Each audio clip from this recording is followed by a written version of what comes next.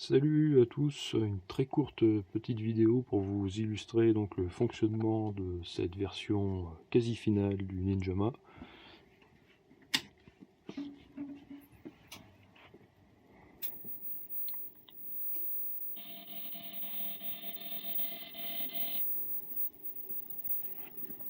Donc sur borne directement.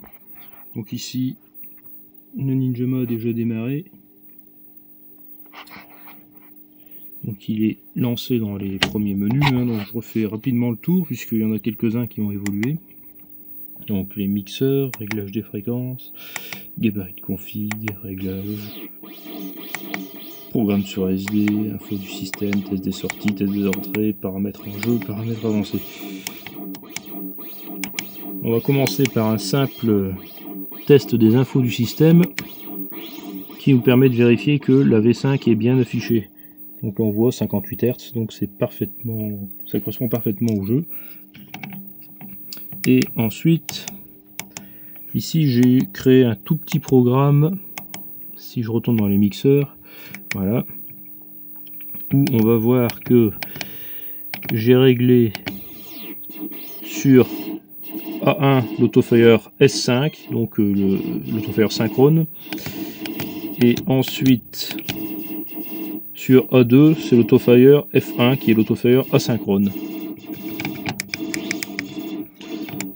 Dans les réglages,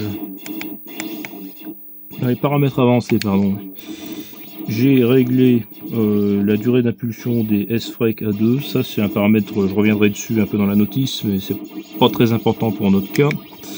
Mais surtout dans les paramètres en jeu, voilà. Donc le mode haute performance est désactivé, mais la fréquence réglable en mode jeu, c'est bien la fréquence 1. J'ai fait en sorte que désormais on puisse régler toutes les fréquences en mode jeu, y compris les fréquences synchrones. Donc là je vais me remettre sur la fréquence 1, et là je vais donc basculer en mode jeu.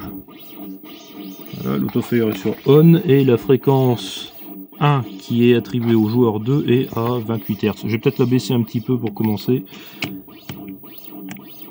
On va commencer gentiment. Voilà, 13 Hz c'est déjà pas mal. Donc on va mettre la pièce dans la machine.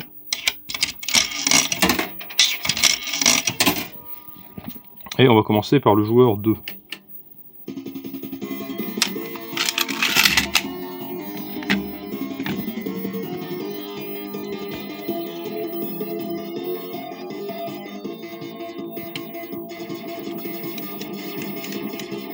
Donc là voilà, on voit ce que peut donner une fréquence à 15 Hz pour l'instant. Je vais donc la monter un petit peu.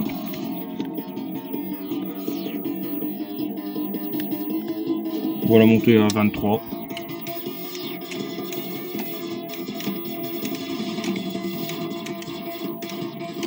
Ça commence à être un peu plus intéressant. 200 c'est peut-être un peu beaucoup, hein, on va peut-être pas abuser tout de suite. On va mettre 58, ce qui est pas loin d'être donc la fréquence d'affichage du jeu.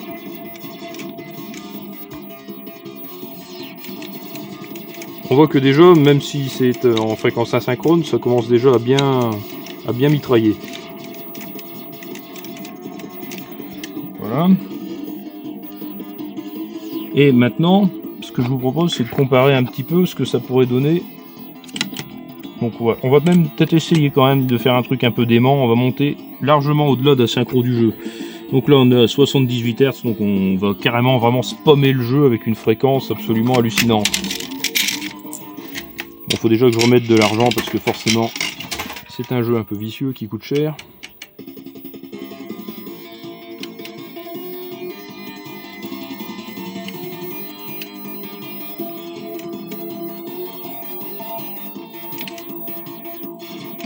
Là voilà ce que ça peut donner quand on spam le bouton littéralement au-delà des fréquences de synchro du jeu.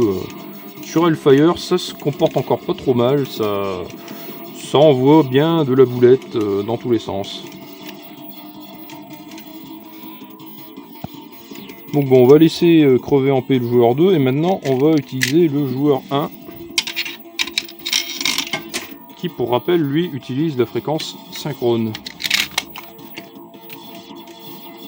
Et donc là on peut voir que le comportement est pas tout à fait le même, c'est-à-dire que on voit que ça tire les séries de tirs par impulsion, c'est-à-dire qu'ils vont tous partir jusqu'à ce que le compteur de tir arrive à son maximum, on va dire, et ensuite forcément, quand le comportement de ce jeu fait qu'il y a un nombre de tirs réduit affiché à l'écran simultanément, comme il tire un tir par frame, ça fait qu'on arrive rapidement au maxi de ce que le jeu peut calculer.